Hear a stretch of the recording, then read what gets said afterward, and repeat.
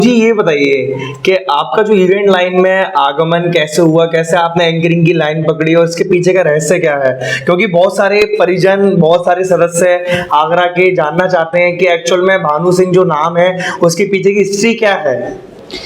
तो thank you so much आनंद। सबसे पहले तो आज हमारे लिए ये इतना बढ़िया पॉडकास्ट आपने ये आयोजित किया है और आप रूबरू होना चाहते हैं, जनता को बताना चाहते हैं about my story.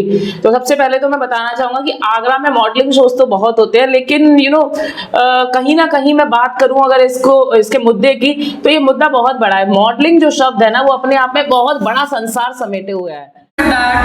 Every day is a fashion show and the world is your runway. A very good evening, ladies and gentlemen. I'm your host and host.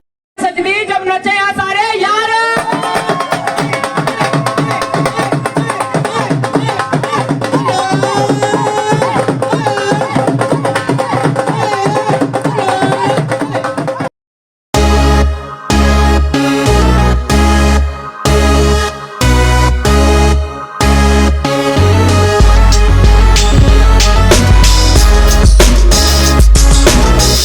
सभी का फिर से स्वागत है आनंद की बातें शो में। आज हमारे साथ आ चुके हैं आगरा के जाने माने शख्स एंकर भानु सिंह जी। आगरा में कोई भी प्रोग्राम हो, कोई भी नया उद्घाटन हो, इवेंट लाइन का प्रोग्राम हो, मॉडलिंग टाइप का प्रोग्राम हो, तो सबसे पहले एक चेहरा हमको वहां देखने को मिलता है जिनका नाम है एंकर भानु सिंह। तो आइए आज हमारे पॉडकास्ट में आए, इनके जीवन के बारे में बातें करते हैं, आएंगे कि कैसे एंकर बना जाता है। तो वीडियो को एंड तक देखिएगा। तो भानु जी ये बताइए कि आपका जो इवेंट लाइन में आगमन कैसे हुआ, कैसे आपने एंकरिंग की लाइन पकड़ी और इसके पीछे का रहस्य क्या है? क्योंकि बहुत सारे परिजन, बहुत सारे सदस्य आगरा के जानना चाहते हैं कि एक्चुअल में भानु सिंह जो नाम है उसके पीछे की हिस्ट्री क्या है। तो थैंक यू सो मच आनंद। सबसे पहले तो आज हमारे लिए ये इतना बढ़िया पॉडकास्ट आपने ये आयोजित किया है और आप रूबरू होना चाहते हैं, जनता को बताना चाहते हैं अबाउट माय स्टोरी। तो सबसे पहले तो मैं बताना चाहूँगा कि आगरा में मॉडलिंग शोज तो बहुत होते हैं, लेकिन कहीं ना कहीं मैं बात करूँ अगर इसके मुद्दे की, तो ये मुद्दा बहुत बड़ा है। मॉडलिंग जो शब्द है ना, वो अपने आप में बहुत बड़ा संसार समेटे हुए है। तो मॉडलिंग की जो मैंने शुरुआत करी थी नूरे ताज की। नूरे ताज बेसिकली हमारा मॉडलिंग शो है जो हम 8 साल से कराते आ रहे हैं। 2016 में हमने इसकी शुरुआत की थी और आगरा के अंदर बहुत मॉडलिंग शोज चल रहे हैं, लेकिन हमारा नूरे ताज सबसे डिफरेंट है, हटके है, क्योंकि यहाँ पर एक रियल टैलेंट की जो है खोज की जाती है। यहाँ पे किसी भी तरीके का कोई फिक्सेशन नहीं होता है। अदरवाइज अगर हम देखें तो आगरा के अंदर या बाहर भी अगर हम चलते हैं दिल्ली वगैरह की तरफ, तो वहां भी आजकल शोज फिक्स होने लगे हैं। अच्छा, पहले से विनर फिक्स कर देते हैं। एग्जैक्टली, पहले से विनर फिक्स कर देते हैं, लेकिन हमारे यहाँ पर ऐसा कुछ भी नहीं है। हमारे यहाँ पर जो रियल टैलेंट होता है, हमारी ऑडियंस के सामने, हमारी जनता के सामने हम अपना विनर घोषित करते हैं। नहीं, आपकी ये बात बिल्कुल ठीक है। आपके शो में मैंने काफी पॉजिटिव वेज भी उसमें सुने हैं कि हाँ, कि आपके शो में किसी प्रकार की फिक्सिंग नहीं होती है। तो एंकरिंग का क्या राज है आपका? एंकरिंग क्यों करना स्टार्ट किया आपने? बेसिकली अगर मैं बात करूं अपने जीवन में एंकरिंग का आना, तो एंकरिंग जो होती है वो बेसिकली शुरुआत मेरी जो हुई वो मेरे स्कूल टाइम से हुई। स्कूल टाइम से? 2000 वाले सेशन में? हाँ, बात कर सकते हैं 2013 2014 की बात कर सकते हैं। उस टाइम पे स्कूल में छोटे छोटे फंक्शंस होते थे, तो थोड़ा सा जिसका नेचर थोड़ा सा बबलिश होता है, थोड़ा सा जिसका नेचर चुलबुला होता है, आर्टिस्टिक होता है, स्कूल के अंदर वही लोग थोड़ा सा हाईलाइटेड रहते हैं। सही बात है। तो मेरे स्कूल के अंदर दो तीन ही लोग थे ऐसे जो हमेशा अपने आर्टिस्टिक चीजों को लेके हाईलाइटेड रहते थे। तो मेरे को बोलने का बहुत शौक था हमेशा से ही। कम्युनिकेशन स्किल्स और मेरा जो चुलबुलापन था वो लोगों को पसंद आता था। तो जैसे आप पॉडकास्ट कर रहे हैं, ऐसे मैं भी लोगों से बातचीत करता था पहले कि आप क्या करते हैं, क्या नहीं करते हैं। लेकिन शुरुआत जो एंकरिंग की हुई वो मेरे स्कूल के फंक्शन से हुई, छोटे मोटे स्कूल के फंक्शंस की। उसके बाद फैमिली में बर्थडे पार्टीज वगैरह होस्ट करना शुरू किया और पहले जो है प्रोफेशनली नहीं करता था, लेकिन जब लोगों को पता चला तो लोगों को मेरा बोलने का तरीका अच्छा लगा, उनको स्किल्स अच्छे लगे। तो उसके बाद में इवेंट प्लानर्स ने मुझे कांटेक्ट करना शुरू करा और फिर जाकर जो है एक बड़ा टैग लाइन मिला, एंकर भानु प्रताप सिंह, जो कि आज मेरे लिए बहुत ज्यादा गर्व का मेरे को अनुभूति कराता है। नहीं, बिल्कुल कराता है। तो आपने गवर्नमेंट जॉब का ट्राई नहीं करा? पढ़ लिख के गवर्नमेंट जॉब कर लेते।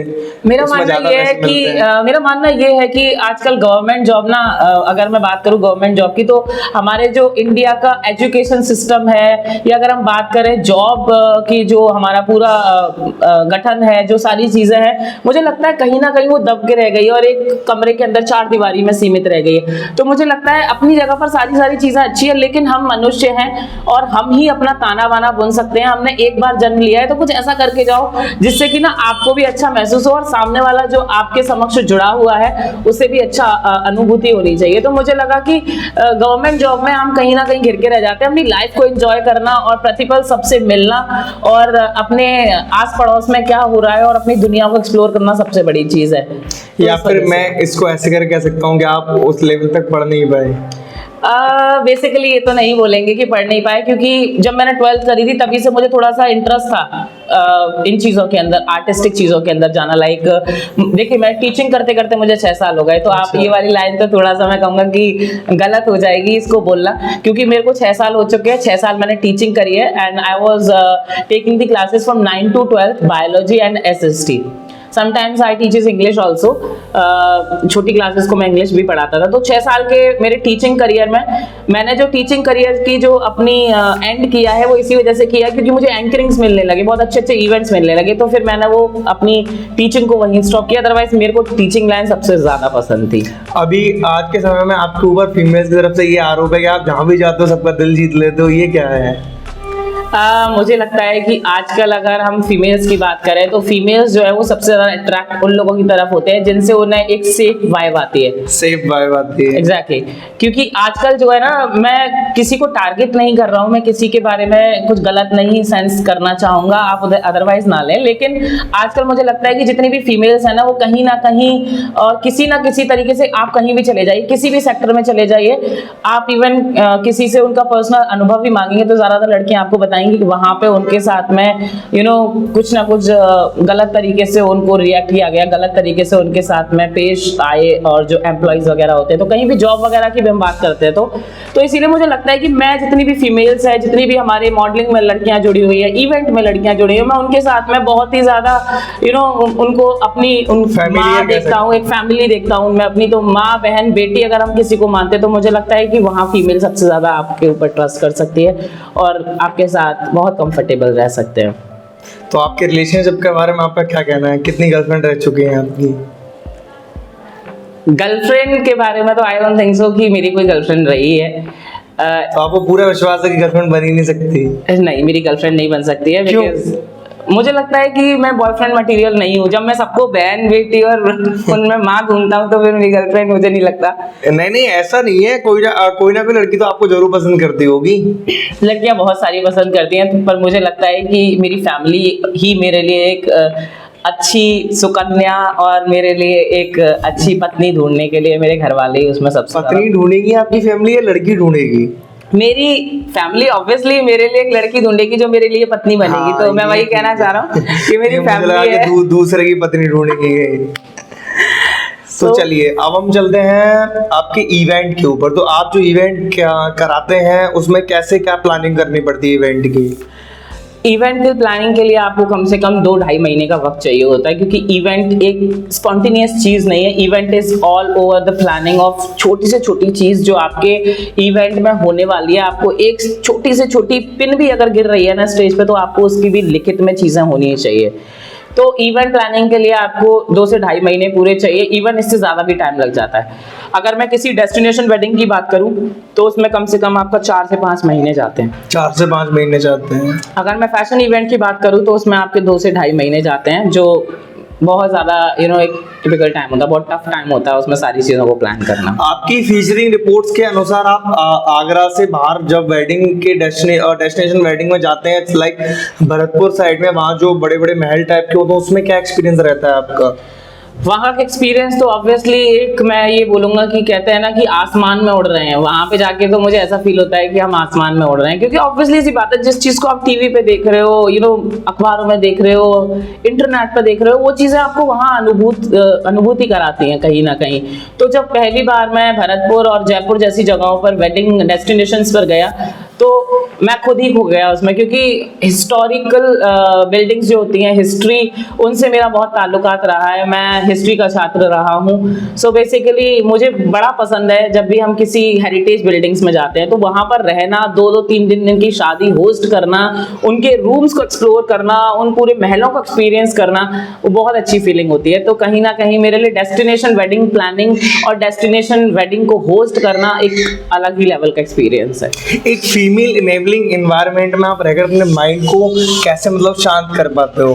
कहीं ना कहीं कभी कोई मिस्टेक नहीं हो जाए, किसी लड़की को कुछ गलत एनवायरनमेंट के थ्रू मैसेज नहीं पहुंच जाए आपके थ्रू, वो सब कैसे मैनेज करते हो? सबसे पहले तो मैं ये बताना चाहूंगा आपको कि मैं ना एक ये कह सकता हूँ कि मैं बहुत अच्छा सुनने वाला पर्सन हूँ। जब कोई मुझे कुछ बताता है ना तो बहुत अच्छे से सुनता हूँ उस चीज को, और जो अच्छा सुनने वाला होता है ना वही अच्छा बोलने वाला होता है। तो जब मेरे सामने किसी भी तरीके की कोई भी गलत चीज हो रही होती है ना, तो मुझे लगता है कि मैं उसको राय दूं, लेकिन सामने वाला अगर राय नहीं मानता है तो फिर मैं उसको कहीं ना कहीं छोड़ देता हूं। तो मॉडलिंग लाइन में मैंने एक चीज नोटिस करी है कि जितने भी इवेंट प्लानर्स हैं, फैशन इवेंट प्लानर्स की मैं स्पेशली बात कर रहा हूं, जो फैशन इवेंट प्लानर्स हैं वो, आप भी अगर बात करेंगे लड़कियों से तो आपको भी पता चलेगा। और इवन आगरा के अंदर बहुत बार ऐसा हुआ है कि लड़कियों ने चैट्स रिलीज करे हैं उन इवेंट प्लानर्स के, फैशन इवेंट प्लानर्स के, उनके स्टोरीज लगाई हैं उनकी कई बार कि उन्होंने उनके साथ जबरदस्ती करने की कोशिश की है, उनको गलत तरीके से मैसेज किया। तो नूरे ताज जो मैंने बनाया था प्लेटफॉर्म, वो इसी वजह से बनाया था कि जो लड़कियां कहीं ना कहीं गलत तरीके से ट्रीट की जाती हैं वो लड़कियां हमारे पास आए और हम उनको एक रियल टैलेंट का मंच उनको प्रोवाइड करेंगे। तो आगरा के अंदर बहुत सारे ऐसे फैशन इवेंटर्स बैठे हुए हैं जो किसी ना किसी तरीके से गलत तरीके से लड़कियों को एंटर कराना चाहते हैं और अपने फायदे के लिए उनका कहीं ना कहीं चरित्र पर बात आती है, तो मुझे वो चीज खराब लगती है। तो इसलिए मैं हमेशा लड़कियों को समझाता रहता हूँ कि आपको सबसे पहले तो ये चूज करना है कि आप जिस इवेंट के साथ जुड़ रहे हो, जिस फैशन के साथ जुड़ रहे हो, फैशन इन्फ्लुएंसर के साथ जुड़ रहे हो, उसका पिछला पास्ट कैसा रहा है, उसने लड़कियों के साथ कैसा बर्ताव किया है, किस तरीके से उनको डील किया है। तो आप ये देखें फिर जुड़ें किसी के साथ। तो भानु जी ये बताइए कि फैशन की लाइन में लड़कियों को कैसे मतलब सेफ और चौकन्ना रहना चाहिए? क्योंकि फैशन मॉडलिंग की लाइन तो ऐसी होती है कि अर्धनग्न अवस्था में भी फोटो खिंचाना पड़ता है, पूरे कपड़े पहन के भी फोटो खिंचाना पड़ता है, कमरे में भी फोटो खिंचाना पड़ता है, कमरे के बाहर भी फोटो खिंचाना पड़ता है। उस समय उनको क्या सेफ्टी मैसेज जो टोन है वो अपने पास रखनी चाहिए जिससे वो सेफ रह सकें? देखिए, हर तस्वीर के ना दो पहलू होते हैं, हर तरीके के लोग भी इस दुनिया में होते हैं, 5 उंगली एक जैसी नहीं होती है। तो मॉडल्स भी सब टाइप के होते हैं और फैशन इवेंट प्लानर्स भी जो होते हैं वो सब टाइप के होते हैं। तो आपको बस चुनाव करना है कि जैसा आपका कैरेक्टर है आप उस तरीके के पर्सन के साथ जुड़े। अगर आप बहुत ज्यादा फ्रैंक हैं तो फ्रैंक इंसान के साथ जुड़े, अगर आप बहुत रिजर्व नेचर के हैं और आप सिर्फ अपने काम से मतलब रखना चाहते हैं तो आप सिर्फ उस तरीके के पर्सन से मिलें।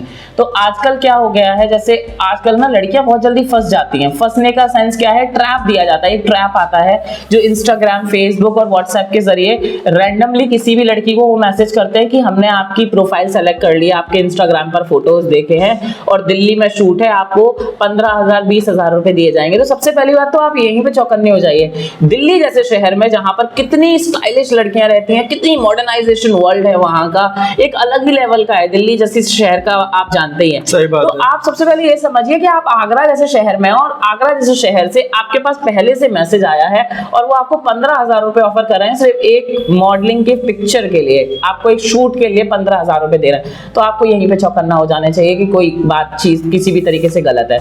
दूसरा आजकल चल रहा है, लड़कियों से बोलते हैं कि 2,500 रुपए 3,000 रुपए दीजिए, आपका अमेजन शूट है, आपका पोर्टफोलियो बन रहा है। तो कभी भी ऑनलाइन इस तरीके की चीजों में पैसे ना भरें। आप पहले किसी भी जो कंपनी आपको टेक्स्ट कर रही है, मैसेज कर रही है, आप उस कंपनी की वेबसाइट देखिए कि वो वेबसाइट वेरीफाइड है कि नहीं। उसके बाद उस पर्सन की पर्सनल आईडी देखिए, उस पर्सन की पर्सनल आईडी किस तरीके से है। आजकल एक और स्कैम चल रहा है, बस सेलिब्रिटीज के साथ में पिक्चर्स पोस्ट करते रहते हैं, कहीं सेलिब्रिटी मिल गया तो उसके साथ एक फोटो डाल दिया, नेक्स्ट सेलिब्रिटी के साथ डाल दिया। वो ना लोगों को इन्फ्लुएंस करने के लिए, लोगों को ये लगना चाहिए अरे मेरा सेलिब्रिटी के साथ फोटो, अरे मेरा इस सेलिब्रिटी के साथ फोटो है। तो इस तरीके से वो लोगों को ना अट्रैक्ट करते हैं अपनी तरफ। तो ऐसे कभी भी अट्रैक्ट ना हो, उनके काम से अट्रैक्ट होना है आपको उनकी व्यक्तिगत जो जिंदगी है उससे अट्रैक्ट होना है। क्योंकि मैंने जैसा बताया, एक तस्वीर के 2 पहलू होते हैं हमेशा। तो एक होता है नेगेटिव और एक होता है पॉजिटिव। और मैंने ऐसा मानता हूं कि जब हम इस जिंदगी में आए ना, तो एक किताब जो होती है ना, भगवान ने लिख के हमें दी है पहला पन्ना जन्म के रूप में, दूसरा पन्ना जो लास्ट वाला पन्ना है वो मृत्यु के रूप में। तो बीच के जो पन्ने हैं ना वो खाली है, वो हमें खुद लिखने हैं उन पन्नों को। अब वो हम सफेद पेन से लिखते हैं, रंगीन पेन से लिखते हैं या काले पेन से लिखते हैं, तो ये हमारे ऊपर है। तो मेरा तो यही मानना है, आप रंगीन पेन उठाइए और अपनी कलम से अपनी पुस्तक खुद लिख डालिए। आप इंतजार मत करिए कोई डायरेक्टर आएगा और आपको काम देगा।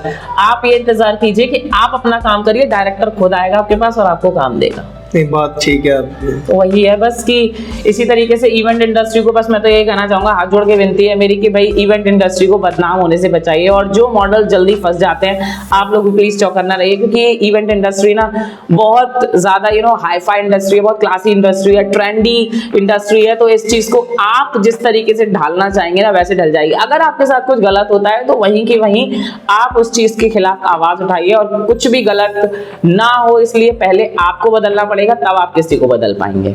सही बात है सर, ये जान के बहुत अच्छा लगा। बाकी जो लड़कियां देख भी रही होंगी वो भी समझ पा रही होंगी कि अब हमको कैसे आगे ट्रैवल करना है अपनी लाइफ में। एक अच्छा एंकर बनने के लिए क्या करना पड़ता है? बेसिकली एंकर बनने के लिए कोई बहुत ज्यादा कोर्सेज नहीं करने पड़ते हैं। सबसे पहले तो आपको बहुत ज़्यादा खुशमिजाज होना चाहिए, बहुत स्माइली फेसेस बनाने चाहिए आपको, और सबके साथ में बहुत ज़्यादा आपको पोलाइट रहना चाहिए, क्योंकि एंकर जब पोलाइट होगा ना तभी वो अपनी स्टेज को ढंग से कवर कर पाएगा। सबसे पहली चीज़ आपको हंसमुख होना चाहिए, दूसरी चीज़ आपके कम्युनिकेशन स्किल्स अच्छे होने चाहिए, थर्ड जो चीज़ है वो आपको बहुत कैची पावर होनी चाहिए आपकी। जो भी आपके सामने ऑडियंस में हो रहा है वो आपको पहले नोटिस करना और तुरंत एकदम से कैच करना उसको। ये नहीं कि पहले नोटिस कर रहे हैं 5 मिनट तक, उसके बाद कोई डायलॉग डिलीवरी हो रही है आपकी। पंच लाइन ऐसी होनी चाहिए आपकी जो एकदम से देखकर और आपको वो पंच लाइन मारनी है अपनी ऑडियंस में किसी में से भी एक।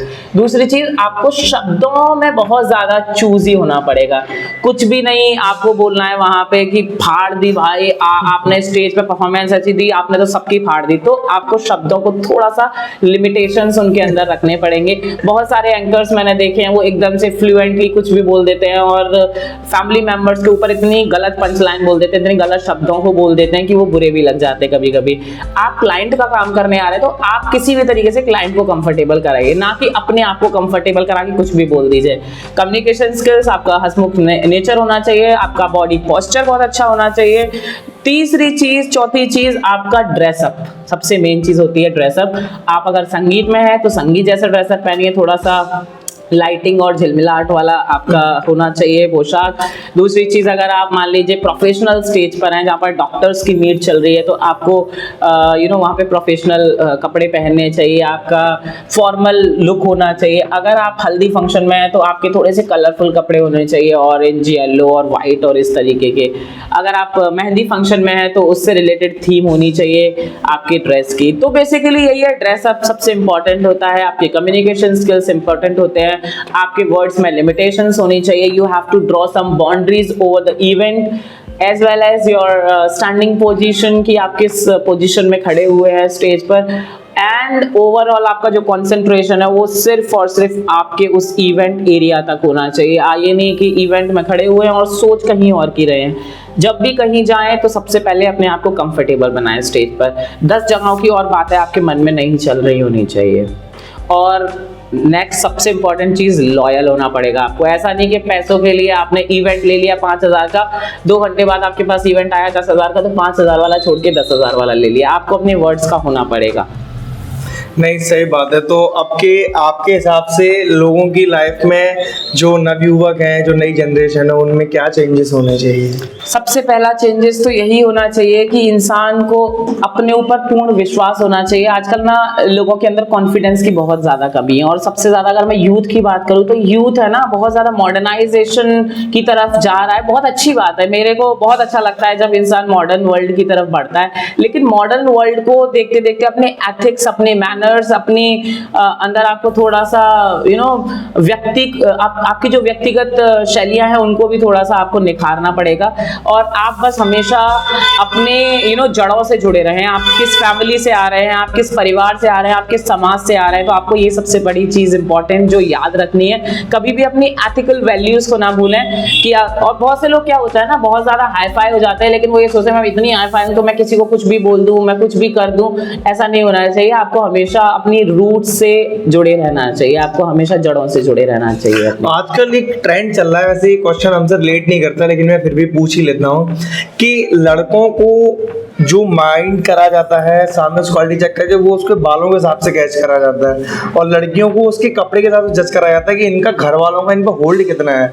क्योंकि लड़के जब भी बाल कटवाने आते हैं तो घर से मम्मी या पापा ये जरूर कहते हैं, देख तू छोटे करा के लेकर रही हो, तू चाहे कुछ भी हो जाए तू छोटे करा के लेकर रही हो। तो ये ट्रेंड चल रहा है कि लड़की रिप्रेजेंट कर रही है अपने कपड़ों के थ्रू अपने घर को कि घर वालों का होल्ड कितना है। क्योंकि जब भी लड़कियां कपड़े पहनती हैं तो माता पिता में से कोई एक जना उनको टिंग टोंग करता ही है, तुम ऐसा मत करो वैसा मत करो। तो ये सही है, ठीक है ये? नहीं, मेरे हिसाब से जो कपड़े हैं वो इंसान की अपनी पर्सनल चॉइस है, और आप उसे गंदी नजर से देख रहे हैं या आप उसे एक टॉन्टिंग वे में देख रहे हैं, ये आपकी अपनी पर्सनल चॉइस है। एक व्यक्ति सामने खड़ा हुआ है जो उसकी ड्रेस को देख रहा है, वाह क्या डिजाइनर ने ड्रेस बनाई है, कितनी खूबसूरत ड्रेस लग रही है, और ये लड़की की पर्सनालिटी इतनी सुंदर है तो और ज्यादा ये जो ड्रेस है वो खूबसूरत लग रही है। सेकंड तरफ ऑपोजिट साइड में एक लड़का खड़ा हुआ, वो सोच रहा है वाह क्या लड़की है। उसने कपड़ों को नहीं देखा, उसने डिजाइन को नहीं देखा, उसने लड़की को देखा, उसके फिगर को जज किया और उसकी जो बनावट है उसको जज किया। तो मुझे लगता है कि अगर आप किसी चीज को देख रहे हैं तो आपकी आंखों में खूबसूरती होनी चाहिए, ना कि आपकी आंखों में एक बाउंड्री लिमिटेशन होनी चाहिए कि आप जब भी एक फीमेल को देखें तो सिर्फ और सिर्फ आपके मन में एक गलत तरीके से ही उस फीमेल को लेकर कोई ख्याल आए। आजकल एक बड़ा ट्रेंड और चल गया है कि जो लड़कियां लड़कों के मैसेजेस का रिप्लाई देती हैं, इंस्टाग्राम पर उनको रिवर्ट करती हैं, तो लड़की तो ठीक है, वो उसकी नजर में बहुत अच्छी है, उसको रिप्लाई कर रही है। अगर वो लड़की ने उसको रिप्लाई नहीं दिया तो वो दूसरे बंदे से जब बातचीत होगी ना तो उस लड़की का कैरेक्टर लूज बताएंगे, वो लड़की को बताएंगे कि वो लड़की तो ऐसी ही है, उसका कैरेक्टर लूज है, और बहुत गंदे गंदे टैगलाइंस लड़कियों को दिए जाते हैं। तो मुझे लगता है कि जो युवा है उसको अपने पथ से भटकना नहीं चाहिए। दो रास्ते हैं, पॉजिटिव भी है नेगेटिव भी है, just go through the positive one, don't go through the negative one. जिंदगी बहुत बड़ी है, आपकी जिंदगी में बहुत सारी रोमांचक गतिविधियां आएंगी, तब आप उनकी तरफ परिपक्ष हो, ना कि आप कपड़ों को देख के और लड़कियों को देख के उनसे जल्दी इंप्रेस और अट्रैक्ट होकर किसी भी गलत कदम की तरफ जाएं। आपकी मदर फादर चाहते थे कि आप एक डॉक्टर बने? हाँ, मेरे मदर फादर चाहते थे कि मैं किसी एक गवर्नमेंट की तरफ जाऊं, गवर्नमेंट जॉब की तरफ जाऊं, तो पर मुझे लगता था कि मैं वो चीज नहीं कर सकता। क्या आप एक आज्ञाकारी बेटे नहीं है? आज्ञाकारी बेटे नहीं हम बोल सकते इस चीज को। हम कह सकते हैं कि उस टाइम पे मेरे मम्मी पापा को मेरी चिंता होती थी कि मैं किस इंडस्ट्री की तरफ जाऊंगा, कहाँ पे जाके अपना करियर बनाऊंगा। तो उनको एक बार में समझ में आ गया कि नहीं, ये डॉक्टर नहीं बन सकता, लेकिन जो लाइन इसने चूज की है उसी में बहुत अच्छा करियर है, तो वो इस चीज को समझते। तो मुझे लगता है कि मैं आज्ञाकारी बेटा हूँ अपने माँ बाप के लिए। तो इसलिए आप डॉक्टर नहीं बने, फिर आप अपने लाइन में आगे बढ़ते चले? हाँ, मैं अपनी लाइन में आगे बढ़ता रहा। दूसरी चीज मुझे ये भी पता है कि इवेंट इंडस्ट्री और एंकरिंग लाइन में जाके एक वक्त ऐसा आएगा जहाँ पे एंकर की जो लाइफ होती है ना, वो एज लिमिट होती है एक हमारी। जब तक हम अच्छे दिख रहे हैं, स्मार्ट दिख रहे हैं, कूल लुकिंग है, तब तक हमारा काम स्टेज पे। अदरवाइज फिर ऑब्वियसली एज के हिसाब से सारी चीजें मैटर करती है। अगर हमारा कपड़े भी हम पहन रहे हैं तो वो एक एज के हिसाब से पहने जाते हैं। अगर अब मैं एक स्पष्ट रूप में बात करूं तो उसी तरीके से जो मेरा काम है एंकरिंग लाइन का, वो 40-45 तक लास्ट है। 45 भी मैंने ज्यादा बोल दिया, 40 साल तक लास्ट है। लेकिन मैं अभी जो है परस्यूइंग मेरी बीएड में कर रहा हूँ, अपनी बीएड कंप्लीट हो जाएगी मेरी इस साल, जबकि मुझे बीएड की जरूरत नहीं थी। मेरे पास में फैमिली बिजनेस है, मैं उसको आगे ले जा सकता हूँ, पर मुझे लगा कि मेरी इंटरेस्ट का काम है, मुझे टीचिंग करनी है आगे जाके। मुझे जो मैंने सीखा है अपने टीचर से, मुझे और लोगों को सिखाना है। तो मुझे लगता है कि जब मेरी एंकरिंग का करियर खत्म होगा उससे 2-3 साल पहले से ही मैं टीचिंग शुरू कर दूंगा अपनी। तो बस मेरी बीएड कंप्लीट होने के बाद मैं सीटेट और जो एग्जाम्स होते हैं सारे गवर्नमेंट टीचर के लिए, वो सारे एग्जाम्स में देने वाला हूँ इसके बाद। सही बात है, बिल्कुल। आपकी फॉरेंसिक रिपोर्ट के हिसाब से हमें ये पता लगा है कि आप पेंटिंग भी करते हैं, कोरियोग्राफी भी करते हैं, एंकरिंग भी करते हैं, पेंटिंग भी करते हैं, इवेंट प्लानिंग भी करते हैं, पढ़ाते भी हैं, लिखाते भी हैं, करते क्या हैं? बेसिकली मैंने जैसा आपको बताया कि आपका इंटरेस्ट जिस तरफ है आप वो चीज़ें करिए। तो मैं अगर शुरुआत से अपनी बात करूँ तो जब मैं स्कूल टाइम में था तब मैंने अपने स्टडी किया है, बहुत अच्छे से अपनी पढ़ाई को कंप्लीट किया, क्योंकि मेरा मानना ये था कि मेरे पापा मम्मी ने ये मुझे बोला था कि तुझे कुछ भी करना है लाइफ में, लेकिन अपनी 12th तक तो बहुत अच्छी पढ़ाई करनी है। मेरे को साइंस साइड में बिल्कुल भी इंटरेस्ट नहीं था, मुझे आर्ट साइड में इंटरेस्ट था हमेशा से। एसएसटी और ऐसे सब्जेक्ट्स पसंद थे, मुझे साइंस पसंद नहीं थी, बट फिर भी पापा के प्रेशर में मैंने साइंस साइड की और ठीक नंबरों से पास हुआ। 10th जो है मैंने वो 85% से पास आउट हुई, 85% मेरे आए थे 10th में। पेंटिंग जो मेरा बेसिकली आप ये मेरे बैकग्राउंड में पेंटिंग देख रहे हैं, मैंने बनाई है। देख पा रहा हूं मैं। मेरे पास पेंटिंग्स का बहुत अच्छा कलेक्शन है और मेरी जो एक एक पेंटिंग है ना, उनमें आपको कुछ ना कुछ कहानी मिलेगी। एक पेंटिंग जो है वो तस्वीर में आप ना पूरी की पूरी कहानी लिख सकते हो, हर पेंटिंग कुछ कहती है, वो वाली लाइन है। तो पेंटिंग की तरफ इंटरेस्ट था 10 से लेकर 12 तक में, तो मैंने बहुत सारी पेंटिंग्स बनाई। मेरा इंटरेस्ट जब मैंने 12th कंप्लीट किया था और ग्रेजुएशन की तरफ में बढ़ रहा था, तो मैंने टीचिंग करी just for a practice. Anchoring मैंने करियर बनाने का नहीं सोचा था, लेकिन वो कहते हैं ना कि भगवान जो चाहता है वो कोई नहीं रोक सकता। तो सही बात। एंकरिंग मेरी अपने आप पता नहीं कैसे बढ़िया हुई और लोगों ने बड़े बड़े शोज देना चालू किया और अब तो मतलब आउट ऑफ स्टेट भी मेरे को एंकरिंग्स मिलने लगे। तो ये बहुत अच्छा मेरे अनुभव जो मुझे मिला है, बहुत सारी चीज़ों का ये अलग है। दूसरी चीज, कभी कभी कोरियोग्राफी में भी मैंने अपना हाथ आजमाया। बहुत सारे स्कूल्स के एनुअल फंक्शंस मैंने कराए हैं, तो टीचिंग भी करी है, एनुअल फंक्शंस भी कराए हैं, थोड़ा डांस में तड़का लगाने के लिए, थोड़ा बहुत सिंगिंग भी मैं कर लेता हूँ। इवेंट प्लानिंग और वेडिंग प्लानिंग चल ही रहा है साथ में, तो सारी चीजें कंबाइंडली चल रही है। मतलब मुझे कभी भी खाली नहीं बैठना पड़ेगा। अगर मेरी एक चीज खत्म होगी तो मेरे पास दूसरा ऑप्शन होगा, दूसरा ऑप्शन खत्म होगा तो तीसरा ऑप्शन होगा। और आपको आजकल के जमाने के हिसाब से इतना ज्यादा टैलेंटेड होना पड़ेगा कि कहीं एक रास्ता बंद होता है तो दूसरे रास्ते की तरफ आप एंटर कर सकते हैं। एसेट्स बनाने पड़ेंगे, एसेट्स बनाने पड़ेंगे आपको पैसे कमाने के लिए। और आजकल का जो जमाना है ना, उसमें सिर्फ और सिर्फ आपको चकाचौंध की जिंदगी में नहीं जीना है, आपको रियल टैलेंट के साथ जीना है। तो इसी वजह से मेरे पास बहुत सारी चीजें हैं कि मैं अगर एक कमाई छोड़ूं तो दूसरी कमाई की तरफ बढ़ जाऊं आगे, बस यही चीज है। आपका जो इतना हम्बल नेचर है, इतना पोलाइट नेचर है, ऐसा क्यों है? मुझे ऐसा लगता है कहीं ना कहीं आपकी लाइफ में दुखदाई साबित हो सकता है। आपको इतना नेचुरल और हम्बल नहीं रहना चाहिए। हाँ, हम कह सकते हैं इस चीज़ को कि जो इंसान ज़्यादा हम्बल रहता है, जो सब पे ट्रस्ट करता है, उसको सबसे ज़्यादा हमेशा परेशान भी होना पड़ता है और दिल भी उसका हमेशा दुखता है। पर ठीक है, जैसा होता है ना कि मौसम की तरीके से होता है इंसान का नेचर भी। कभी बारिश आती है, कभी सर्दी आती है, कभी गर्मी आती है, कभी स्प्रिंग सीजन आता है। तो ऐसे ही हमारा नेचर होता है। कभी हमारी ज़िंदगी में दुख भी होते हैं, कभी पीड़ा भी होती है, कभी खुशी भी आती है, कभी आंसू भी हम बहाते हैं। बस इंसान बनने के लिए सारी चीज़ें इंपॉर्टेंट होती है। इसी वजह से भगवान ने हमें ऐसा बनाया है कि हर तरीके से हमारे जीवन के अंदर टाइम टू टाइम चेंजेस आते रहें। पर हाँ, हम्बल होने के सबसे बड़ी चीज़ होती है कि हम मनुष्य हैं। तो भाई एक बार हमने जन्म लिया है और जाने कितनी लाख योनियों के बाद इंसान का जन्म मिलता है। तो मुझे लगता है कि जब आपने जन्म लिया है मनुष्य के रूप में, तो आप ऐसे कर्म करें, आप ऐसे काम करें जिससे सिर्फ और सिर्फ इंसान को आपकी इंसानियत दिखे। डबल चेहरे नहीं होने चाहिए आपके कि एक मास्क अलग से लगा हुआ है और एक मास्क जो है आपने उस मास्क के पीछे छुपा रखा है। जो आपका चेहरा है, उसी चेहरे के साथ आप एक अच्छी और सच्ची जिंदगी जिए दूसरों के समक्ष, दूसरों के सामने, जिससे कि आप एक बेहतर इंसान बन पाए। और आप बेहतर होंगे तो जग बेहतर होगा और आपको देख के ही इंसान सामने वाला फॉलो करता है। जितने दोस्तों के साथ आप रहते हैं, अगर मान लीजिए आप नेगेटिव है तो हो सकता है कहीं ना कहीं आपके दोस्त नेगेटिव होंगे। और कहते हैं ना कि एक सेब पूरी टोकरी को गंदा करता है, तो आप वो सेब बनिए जो और टोकरी के सेबों को गंदा ना होने देना, कि वो सेब बने कि जो सबको ही गंदा कर दे। सही बात है। चमकती दमकती हुई इवेंट इंडस्ट्री के बारे में आपका क्या कहना है? बहुत बड़ा प्रश्न आपने पूछ लिया है मुझसे।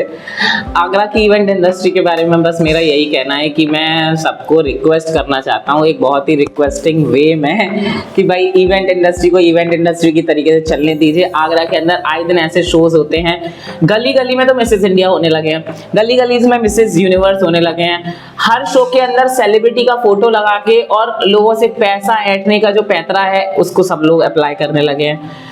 मॉडल्स को एक म्यूचुअल अंडरस्टैंडिंग बनाने के बाद में उनको विनर बना के और अपने साथ कॉम्प्रोमाइज कराना, ये सबसे बड़ा काला सच है। मैं खुलकर बोल रहा हूँ इस चीज़ को। तो लड़कियों को बस यही समझने की ज़रूरत है कि चंद से एक स्टेज पे चढ़ने के लिए और एक ट्रॉफी हाथ में लेने के लिए आप अपनी आबरू, इज्जत और अपना चरित्र जो है वो प्लीज़ सबके सामने ऐसे शो ना करें कि सामने वाला फ़ायदा उठा ले। आप अबला नहीं हैं, बस आप एक मॉडर्न वर्ल्ड में हैं और आप झांसी की रानी बनिए। बस ज़्यादा वैसे वे में नहीं बोल रहा हूँ आपको, बट हाँ एक समझदारी वाले वे में बोल रहा हूँ मैं आपको। बस आप अपने करियर को करियर की तरीके से चलने दीजिए। कॉम्प्रोमाइज़ करके अगर कोई काम कर रहे हैं तो कहीं ना कहीं अपने आप को लज्जित महसूस करेंगे। फ्री फेयर काम करिए। इवेंट इंडस्ट्री जो आगरा की है उसको कुछ लोगों ने बदनाम कर रखा है, तो बस उसको ठीक करने की जरूरत है। वेल हम अपने आप को ठीक करेंगे तभी उनको ठीक कर पाएंगे। सही बात। मॉडल्स अगर कॉम्प्रोमाइज करना बंद कर देंगे तो वो इवेंट इंडस्ट्री अपने आप सही हो जाएगी। तो कहीं ना कहीं हम दोनों ही तरीके से बोल सकते हैं कि इवेंट प्लानर भी और मॉडल्स भी, हम दोनों म्यूचुअल अंडरस्टैंडिंग से इस इंडस्ट्री को खराब कर रहे हैं। आगरा के अंदर मिसेस इंडिया फैशन वीक, ये वो week, unique universe, unique India, पता नहीं कौन से शोज चलने लगे। टाइटल के हिसाब से शोज को चलने दीजिए। मेरी नज़र में जो अब तक का शो है, अगर मुझे लगता है कि आगरा के अंदर कोई ब्यूटी पेजेंट होता है तो एक मुझे लगता है कि मिस्टर एंड मिस आगरा जो आरोही इवेंट्स वाले कराते हैं वो ठीक है, और एक मुझे अपना वाला ठीक लगता है। क्यों? क्योंकि जैसा आपको भी पता है, पूरे आगरा को पता है कि हमारा शो एक शो के लेवल से है। मतलब उसको ऐसे ही नहीं कि कहीं भी कोई हॉल बुक किया और शो करा दिया। एक ग्रैंड फिनाले की तरह होता है। इंटरनेशनल मॉडल्स हमारे यहाँ पर होते हैं और अच्छे लोगों का उसमें साथ होता है। कोई भी किसी भी तरीके का फ्रॉड इंसान हमारे शो से नहीं जुड़ा हुआ है, ये मैं आपको आज क्लियर कर देता हूँ। आगरा के अंदर स्टेज बनाने वाले, प्रोडक्शन हाउस वाले कुछ ऐसे हैं जो फ्रॉड तरीके से काम कर रहे हैं। कुछ अपने आप को फैशन कोरियोग्राफर्स बोलने वाले हैं, वो गलत तरीके से काम कर रहे हैं। कुछ मॉडल्स हैं जो गलत तरीके से काम कर रहे हैं, और कुछ बीच में उनके कनेक्टर्स बैठे हुए हैं जो हम बोल सकते हैं उनको कि वो बेसिकली कमीशन बेसिस पे लगे हुए हैं। तो बस यही है कि इवेंट इंडस्ट्री को साफ सुथरे तरीके से चलने दीजिए। और कुछ शोज में मारधाड़ हो जाती है, कुछ शोज फ्लॉप हो जाते हैं, तो भाई शो में बहुत पैसा लगता है, किसी भी तरीके से उसको फेल मत होने दीजिए। अगर कोई शो आपने प्लान किया है तो बहुत अच्छे से उसको प्लान कीजिए, चाहे आपकी जेब से थोड़ा सा पैसा जाए, लेकिन अपना नाम बनाकर उस शो को खड़ा करिए।